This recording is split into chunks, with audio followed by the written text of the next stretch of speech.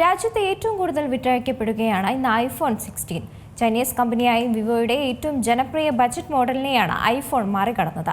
IPhone 16 സീരീസിന്റെ 65 ലക്ഷം യൂണിറ്റുകളാണ് ഇതിനോടകം വിറ്റഴിഞ്ഞത്. രാജ്യത്ത് ഏറ്റവും കൂടുതൽ വിറ്റഴിക്കപ്പെടുന്ന സ്മാർട്ട് ഫോൺ സീരീസാണിപ്പോൾ ഐഫോൺ 16. ചൈനീസ് കമ്പനിയായ വിവോയുടെ ഏറ്റവും ജനപ്രിയ ബജറ്റ് മോഡലിനെ മറികടന്നാണ് ഐഫോൺ മുന്നേറിയത്. 15 മാസം മുൻപ് പുറത്തിറങ്ങിയ ഐഫോൺ 16 സീരീസിന്റെ 65 ലക്ഷം യൂണിറ്റുകളാണ് ഇതിനോടകം വിറ്റുപോയത്. നവംബർ വരെയുള്ള 11 മാസങ്ങളിലെ കണക്കുകളാണിത്. 47 ലക്ഷം യൂണിറ്റുകൾ വിറ്റ വിവോയുടെ Y29 ആണ് രണ്ടാം സ്ഥാനത്തുള്ളത്. ഏറ്റവും കൂടുതൽ വിറ്റഴിക്കപ്പെട്ട ആദ്യ 5 സ്മാർട്ട് ഫോണുകളിൽ ഐഫോൺ 15 ഉൾപ്പെട്ടിട്ടുണ്ട്.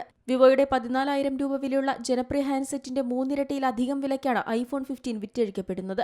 ദക്ഷിണ കൊറിയൻ കമ്പനിയായ സാംസങ്ങിനാണ് ആപ്പിളിന്റെ വിപണി വളർച്ച ഏറ്റവും വലിയ തിരിച്ചടിയായത്. ഒരു കാലത്ത് ഇന്ത്യക്കാരുടെ ഇഷ്ട ബ്രാൻഡായിരുന്ന സാംസങ്ങിന്റെ ഒരു ഫോൺ പോലും ഏറ്റവും കൂടുതൽ വിറ്റഴിക്കപ്പെട്ട 10 എണ്ണത്തിൽ ഇടം നേടിയിട്ടില്ല. വില കൂടിയ ഫോണുകൾ വാങ്ങുന്ന ട്രെൻഡ് ശക്തമാണെന്നും ഇന്ത്യയിലെ ഈ മാറ്റത്തിന്റെ ഏറ്റവും നല്ല ഉദാഹരണം ഐഫോണാണെന്നും റിപ്പോർട്ടുകൾ പറയുന്നു. വിൽപ്പന പരിമിതമാണെങ്കിലും വായ്പകൾ എളുപ്പം ലഭ്യമായതോടെ ഉപഭോക്താക്കൾ ഉയർന്ന വിലയുള്ള സ്മാർട്ട് ഫോണുകൾ തിരഞ്ഞെടുക്കുന്നുണ്ട്.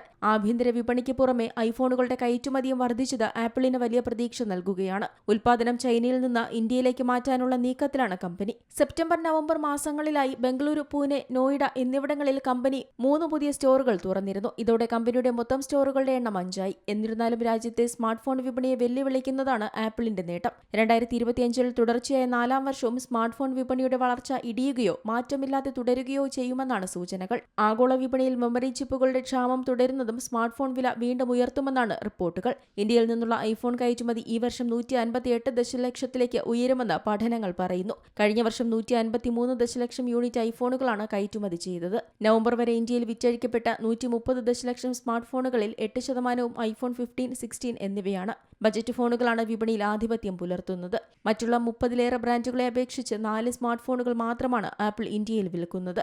Technology desk, C Malayalam news. ഏറ്റവും പുതിയ വാർത്തകളും വിശേഷങ്ങളും വിരൽ തുമ്പിലറിയാൻ സി മലയാളം ന്യൂസ് എല്ലാ ഡിജിറ്റൽ പ്ലാറ്റ്ഫോമുകളിലും ലഭ്യം.